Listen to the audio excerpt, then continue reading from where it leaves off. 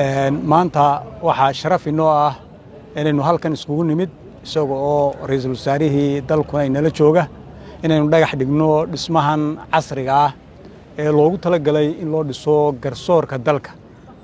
runtii dhismahani wuxuu ka koobnaan doonaa 3 dabaq oo ka kooban 20 xafiis iyo 3 xool oo ah kuwa lagu qaado dacwadaha.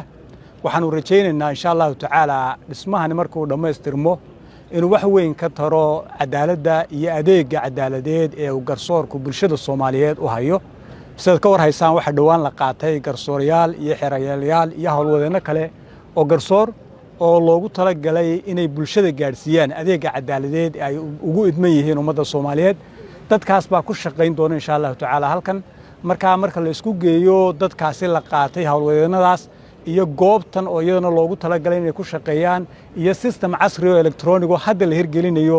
waxaanu rajaynaynaa insha Allah tacaala inay wax weyn ay ka tari doonaan adeegga cadaaladeed ay ummadda u hayaan. marka sharaf iyo karaama ay noo timaanteen inuu halkan ku dhagax dhigno dhismahaasi cusub ee casriga ah ee garsoorku yeelan doono.